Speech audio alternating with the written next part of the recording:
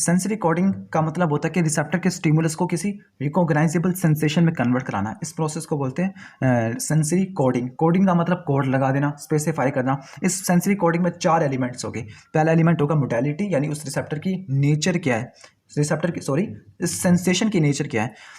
दूसरा लोकेशन, के लोकेशन किस जगह पे, इंटेंसिटी, उसकी इंटेंसिटी क्या, ड्यूरेशन। तो हमने 4 मेन प्रिंसिपल्स पढ़ने हैं, 4 एलिमेंट्स पढ़ने वाले। मोडालिटी, दूसरा लोकेशन, तीसरा इंटेंसिटी और चौथा ड्यूरेशन। इनको रिसेप्टर किस तरह कोड करता होता है, इन 4 एलिमेंट्स को। पहले कुछ दूसरी प्रॉपर्टीज पढ़ लेते हैं। पहले label line principle. Label line principle का मतलब होता है कि हमने किसी नर्व फाइबर को स्पेसिफिक कर दिया, लेबल कर दिया कि वो किसी एक मोडालिटी को ही सेंस करे। मिसाल के तौर पर हमने कह दिया कि ए बीटा वाली को हमने कह दिया कि ये डिस्क्रिमिनेटिव टच को लेके जाएगी, वाइब्रेशन को लेके जाएगी। तो ऐसे नर्व फाइबर जो किसी एक स्पेसिफिक सेंसेशन के लिए स्पेसिफिक हो, तो हम उसको इस प्रिंसिपल को बोलेंगे लेबल्ड लाइन प्रिंसिपल। दूसरा प्रिंसिपल है law of specific energy.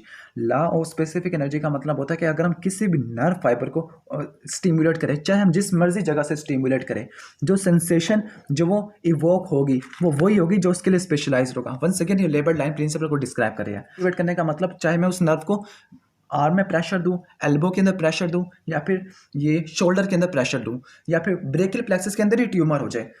Indirectly मैं ये कहना चाह रहा हूँ कि कोई भी नर्व फाइबर किसी सेंसेशन के लिए स्पेसिफिक होती है। वो जो नर्व फाइबर चाहे जहाँ मर्जी एक्टिवेट हो, जहाँ मर्जी एक्टिवेट हो, लेकिन जो सेंसेशन वो प्रोड्यूस करेगी वो वही प्रोड्यूस करेगी जिसके लिए वो स्पेसिफिक है। मिसाल के तौर पर अगर टच वाले हो गए ना एक्टिवेट, टच वाले रिसेप्टर जहाँ मर्जी एक्टिवेट हो जाए, चाहे वो हैंड के अंदर हो जाए, चाहे वो एल्बो के अंदर हो जाए, चाहे वो आर्म के अंदर हो जाए, जहाँ मर्जी हो जाए, लेकिन जो सेंसेशन इवोक होगी वो टच ही होगी, वो प्रेशर नहीं होगी।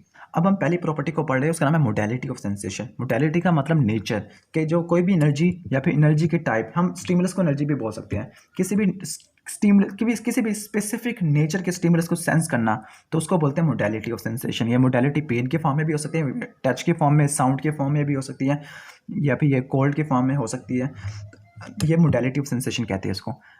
एक और डेफिनेशन है एडिक्वेट स्टिमुलस। एडिक्वेट स्टिमुलस का मतलब होता है वो स्पेसिफिक टाइप ऑफ एनर्जी जिसके लिए रिसेप्टर मोस्ट सेंसिटिव है। मिसाल के तौर पर रॉड और कॉन्स किस एनर्जी के लिए स्पेसिफिक है, वो लाइट है ना, और मैकेनो रिसेप्टर किसके लिए, मैकेनिकल एनर्जी के लिए। जो कीमो रिसेप्टर है वो केमिकल एनर्जी के लिए। जो particular form of energy to which receptor is most sensitive is called adequate stimulus. यानी एडिक्वेट स्टिमुलस का मतलब वो स्टिमुलस जो रिसेप्टर जिसके लिए स्पेसिफिक होता है। जैसे रॉड्स एंड कॉन्स लाइट के लिए होते हैं, जो पेन वाले रिसेप्टर्स होते हैं वो डिस्ट्रक्शन के लिए, टिश्यू की डिस्ट्रक्शन के लिए।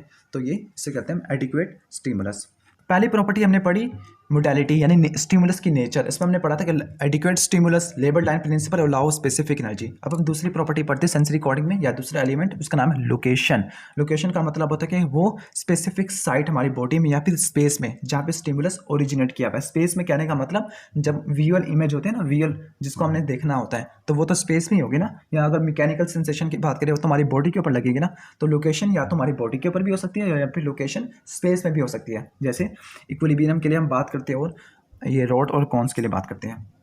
सेंसरी यूनिट, एक था मोटर यूनिट, दूसरा सेंसरी यूनिट। हम तो ये सेंसरी चैप्टर पढ़े ना, तो सेंसरी यूनिट, मोटर यूनिट था कि एक सिंगल मोटर नर्व फाइबर था और बहुत सारे मसल को वो इनर्वेट करती थी। तो यहाँ पर क्या होगा, सिंगल सेंसरी एक्सोन होगा, वो तमाम प्रिंसिपल ब्रांचेज होगी जो किसी रिसेप्टर को इनर्वेट करती है।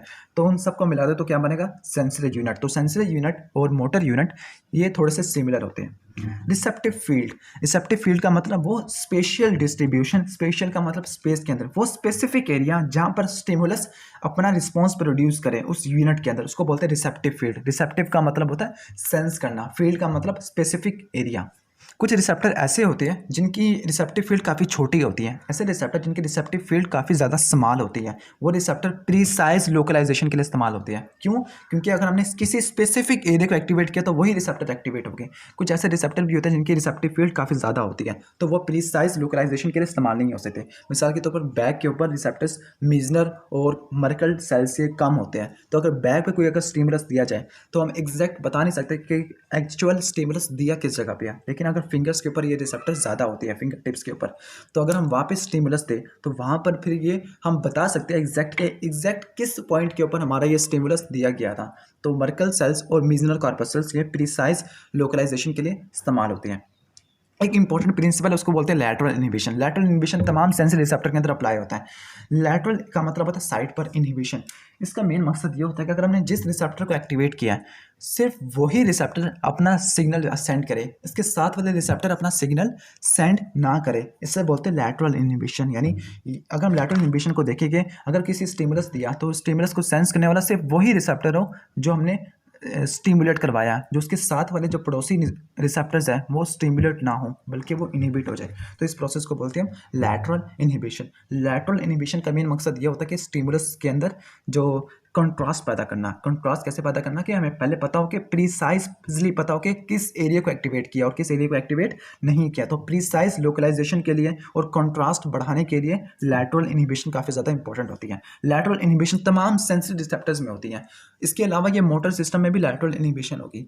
मोटर सिस्टम के अंदर लैटरल इनहिबिशन प्रोवाइड करने वाले स्पेशलाइज्ड सेल्स होंगे, उनको बोलेंगे रेंशा सेल्स। वो हमने मोटर सिस्टम में पढ़ना है।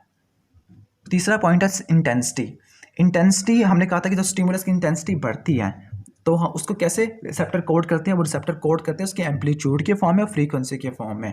एम्पलीट्यूड तो समझ आ रहा था कि एम्पलीट्यूड बढ़ेगा, फ्रीक्वेंसी कैसे बढ़ेगी, जैसे स्टिमुलस की स्ट्रेंथ थी तो स्टिमुलस की स्ट्रेंथ बढ़ी तो ना सिर्फ वो रिसेप्टर बल्कि इसके साथ वाले रिसेप्टर भी डिफॉर्म होना शुरू हो जाए। अगर हम मैकेनो रिसेप्टर की बात करें तो फ्रीक्वेंसी भी बढ़ेगी उसकी एक्शन पोटेंशियल की, तो फ्रीक्वेंसी भी बढ़ेगी, एम्पलीट्यूड भी बढ़ेगा रिसेप्टर पोटेंशियल का। तो इन दो तरीकों के जरिए हम इंटेंसिटी को कोड कर सकते होते हैं।